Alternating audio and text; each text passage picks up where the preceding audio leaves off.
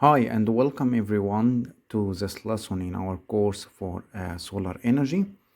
In this lesson we will discuss more about solar panels. So first you will have to know that any solar panel, okay, it has two terminals coming from it. One which is a positive terminal and one which is a negative terminal. Okay, so when you connect any of these two to, for example, a bulb or a resistor, then a current will flow, okay, from positive going to the negative terminal. Okay, so this can be considered as a voltage source or like a battery.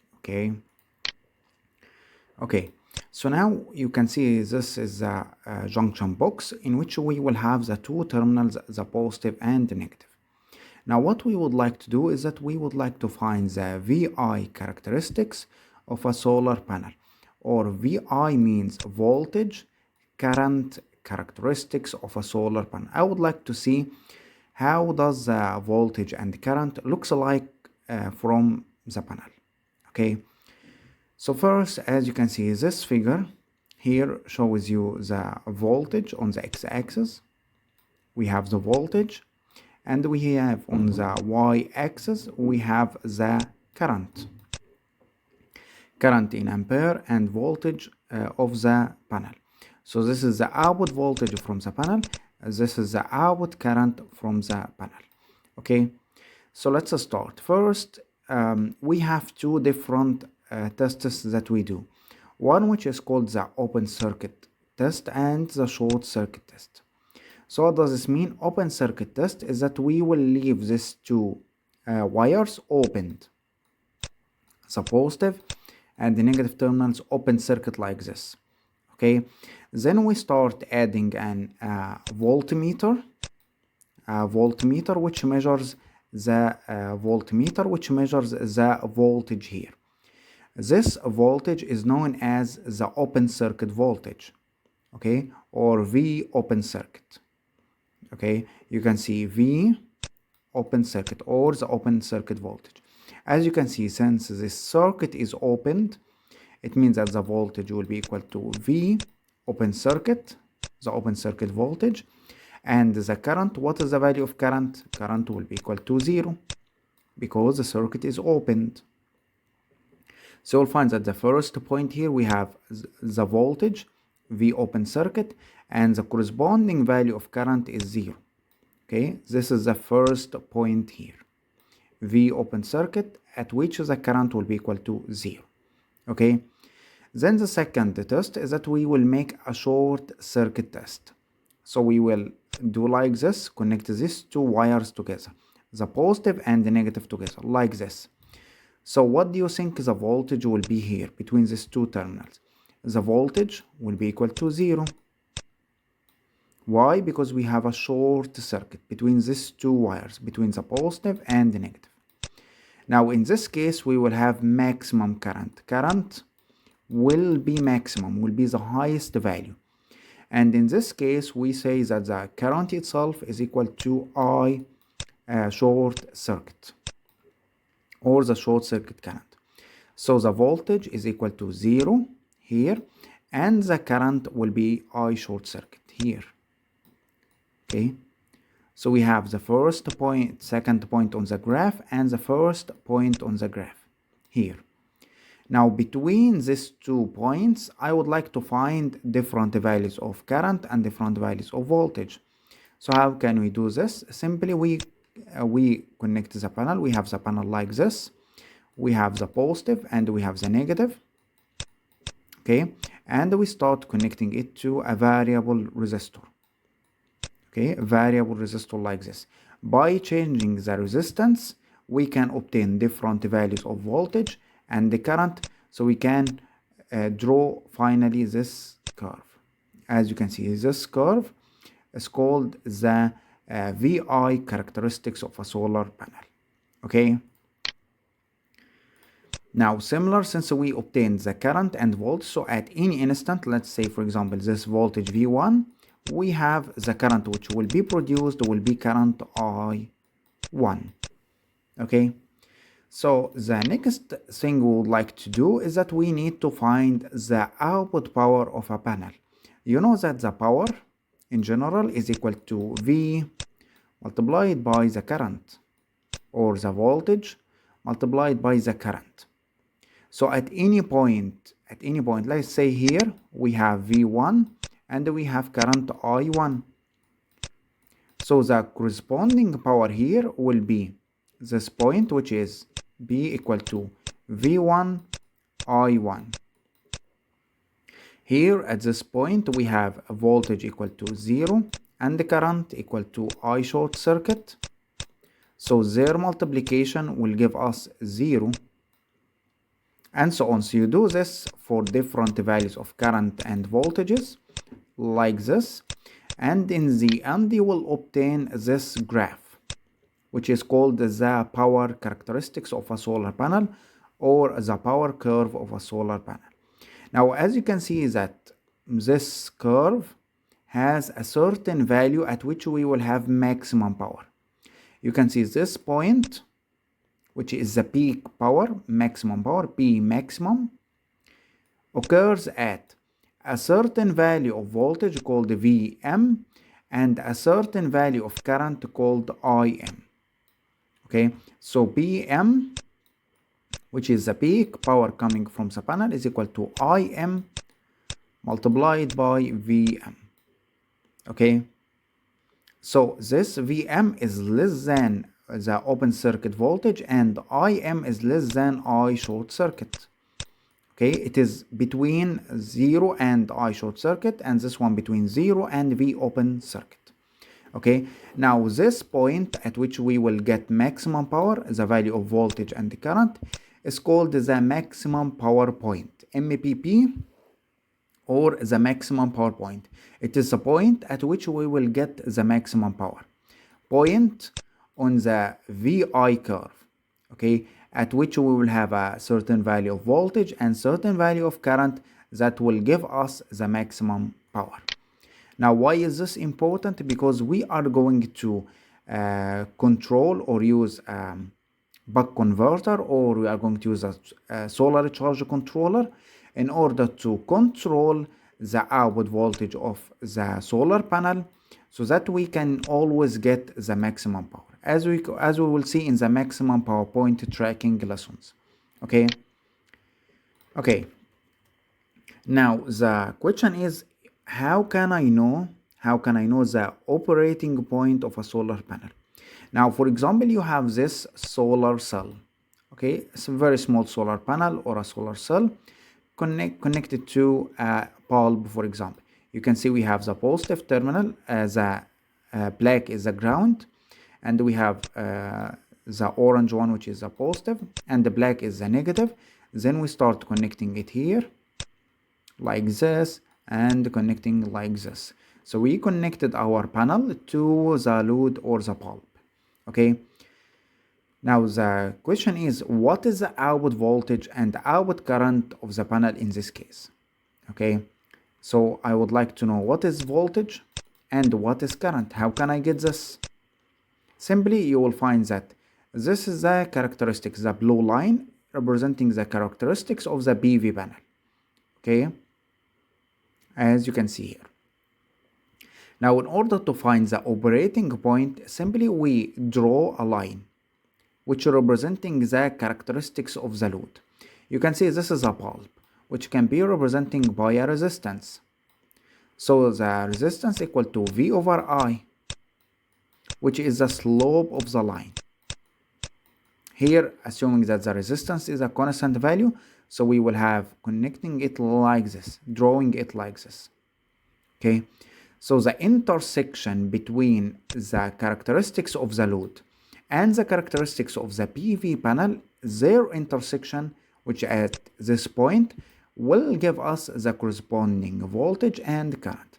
So as you can see at this point, we will have this voltage and we will have this current here, for example. Okay, corresponding value of current.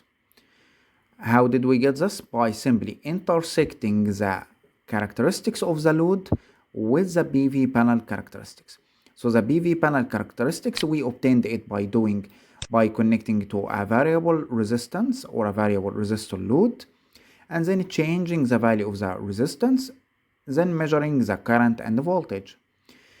And for the load itself, it has a characteristic. Some loads are like this, other loads are like this, okay, and so on. So they have different characteristics. So if it is, for example, like this, then this point will be the operating point, okay. Now we would like to understand more about panels, so we will learn about the solar irradiance. So what does solar irradiance mean? The solar irradiance, or SI, is the power per unit area received from the sun in the form of electromagnetic radiation. So, and it is measured in watt per meter square. So as you know that if we have a panel like this, okay, the sun falls on it, okay, so the energy content, or let's say power density content inside this sun rays are called the solar irradiance, or sometimes called the solar insolation. Solar irradiance or solar insolation, okay. Now this rays or irradiance is measured in watt per meter square. As an example, we have a standard value which is 1000 watt per meter square, okay. This is a standard values at which we will get the data sheet for this panel. Always the values given are according to this value of irradiance, okay. Sometimes called STC, or standard conditions. This STC at a 25 Celsius degree and 1000 watt per meter square irradiance. So for example, if you look at this panel, you will find that this panel in the market, this is from Alibaba website, you will find that it is 320 watt polycrystalline solar panel, okay. So the 320 watt solar panel, as you can see here, this value of power, which is the maximum power, it is obtained at a temperature of 25 Celsius degree and an irradiance of 1000 watt per meter square, okay. So according to the solar irradiance, we can have a variable output power. So for example, in order to understand how does a panel convert this sunlight, so I would like to remind you of something which we have said before. So remember in the previous lesson, we said that the monocrystalline or polycrystalline have different efficiencies, okay, different efficiency depending on the type of the panel. So as an example, this one is in the market on Alibaba in China. This panel has an efficiency of 18%, 18% efficiency, okay. So it converts, so 18% means it converts 18% of the irradiance falling on it, okay. Okay, and you will find here in this essential details, you'll find here the dimensions of the panel. You will find here length multiplied by width multiplied by the depth of the panel. This is in millimeters, okay, millimeter. So 1156 millimeters means it is 1.956 multiplied by 0.992 multiplied by 0.04, all of this meter. So it means that the length of the panel itself is 1.956 meters, and the width of the panel is 0.992, and the depth of the panel itself is how much? the depth is 0.04 meters.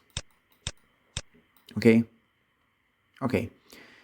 So here, this is a length, width, and depth. Okay, now you will understand why is this important. The dimensions are important to understand the efficiency part. So here you will find that this type of panels has different types inside it, or this model of panels has different types.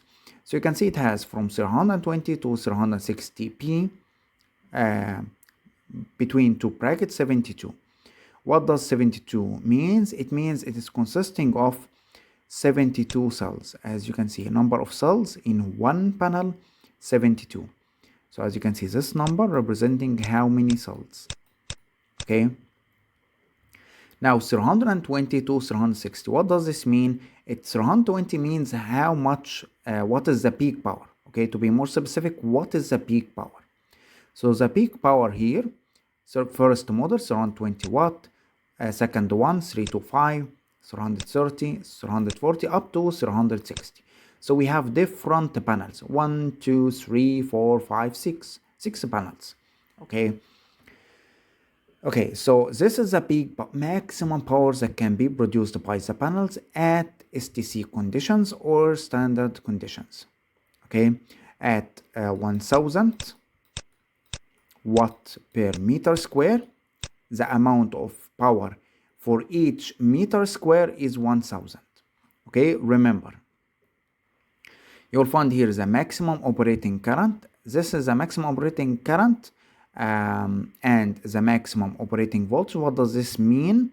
These two values are the values at which we will have the maximum power. Okay, so in order to get the peak power, this peak power of 320, we need this value of voltage and this value of current. Okay, now we have also the open circuit voltage, as we learned before, and the short circuit current of the panel. And you'll find that each one of these panels have an efficiency, 16.49, 16.7, 17, and so on. This is the efficiency of conversion. Okay, then we have finally the power tolerance from 0 to plus 3%. What does this mean? It means that if, for example, this one has a peak power of 320 watt. So the power tolerance, it means that not all the panels are the same. Okay, there may be a small error. This error means that from 0 to 3% to plus 3%. So it means that the power can be from here 320 watt at 0 tolerance up to 320 plus 320 multiplied by 0.03. Okay, very small percent. Okay, so it means that if the panel is not exactly 320, it can be 320 and up to 320 plus 3% of its value. Okay, so now let's just delete this part here. Okay, like this. Now I would like to prove this point. So as you can see, this one, for example, that's 340 watt. Okay, this panel has an efficiency of, let's delete everything first, or leave them as it is now. We have a 340 watt. Okay, this is a peak power. Okay, which occurs at the conditions of 1000 watt per meter square, right? Okay, and the model efficiency is 17.52%. Okay, so I would like to prove that this panel is actually 340. How can I do this? Simply, you have the efficiency of converting this power into this power. Okay, so when you multiply 1000 watt per meter square, which is the sun rays falling power on the panel, if you multiply 1000 by the 17%, you will get how much watt per meter square our panel will convert into electrical energy. So as you can see, if we take the 1000 watt per meter square, multiply it by the efficiency 0.1752, we will get 175.2 watt per meter square. So the panel itself converted from the sunlight 1000 watt of the sunlight, convert it to 175.2. It absorbed 17% or 175.2 watt per meter square. Okay. Now remember, this is watt per meter square. There is another factor you have to know. The power here, what is the unit of power? Power is in watt. So I need to convert watt per meter square into watt. How can I do this? By multiplying by the area. So what area? Area of this panel. You can see the area is equal to length multiplied by width. So we have 0.992 multiplied by 1.956, like this. So we have this power multiplied it by the area. So you will have 339.94 watt. Now, if you compare this value which we obtained, it is similar to the 340 watt. Okay. So I hope the idea of the efficiency is clear for you now. Okay. Now I would like to see what is the effect of the insolation or the irradiance on the VI curve. I would like to see what is the effect of irradiance itself, or how many watt per meter square on the VI curve. You will find that, as we said before, solar irradiance power per unit area received from the sun and measured in watt per meter square.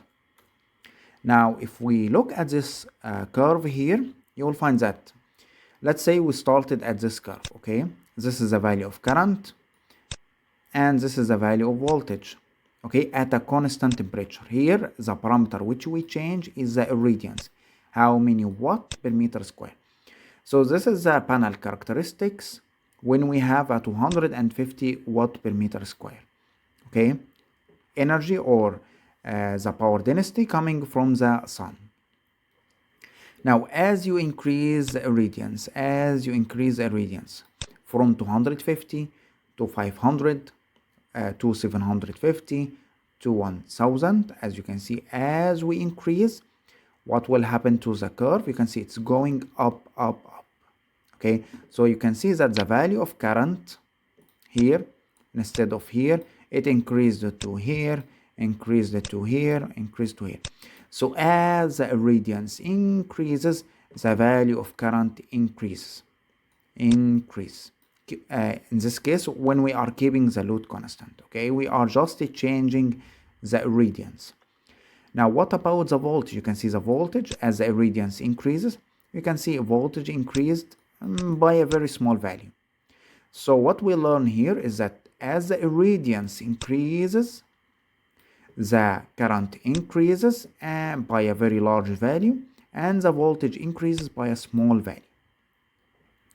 So what is the effect of this on the power? You can see this is our power at a 400 watts, 600, 100, and 1000. As you can see, as the irradiance increases from 400 to 1000, you can see that the total power increase. You can see this is the peak power increased to much higher values. So what is the effect of irradiance? It increases the current, increases the voltage, and in the end it will increase the total power. Okay. Now we would like also to see what is the effect of temperature on the VI curve. You will find that as the temperature increases, what happens to the system? Okay. So as the temperature increases, you will find something which is really, really interesting. As the temperature increases, the current increases. You can see this is the first temperature at 0 Celsius degree, and second curve at 25 Celsius degree, and third curve at 50 Celsius degree. So as the temperature increases, the current increases. You can see increases, but by how much? A very small value. Very small increase in current. Okay, but what about the voltage?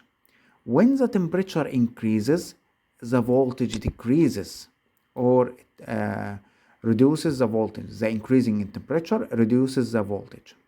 So as you can see, we were at 0 Celsius degree, 25 Celsius degree, and 50 Celsius degree. So as you can see, voltage starts decaying. So what will happen here? You will see that current, when temperature increases, the current I will increase by a very small value. However, the voltage will decrease by a very large value. So in the end, the power is equal to voltage multiplied by current. Okay, voltage decreased by a large value, current increased by a small value. So in the end, the power will decrease. Okay, so what is the effect of temperature? Temperature will decrease the output power. Okay, similar to here, you can see that the current increased by a very small value, very small value as the temperature increases. However, the voltage decreases too much when the temperature increases. So in the end, the temperature is a bad thing for us. Okay. Now if we look at the power characteristics, here at 0 Celsius degree, very small temperature, and here at 75 Celsius degree, you can see that the power curve goes down. Okay, so the irradiance is an important factor, or insulation important factor, that will produce more power. However, the temperature is a bad thing for us because it decreases the output power. Okay, so in this lesson we discussed more about solar panels. We discussed the VI characteristics. We discussed the effect of temperature and irradiance, and we understand more about the data sheet of the solar panels. Okay.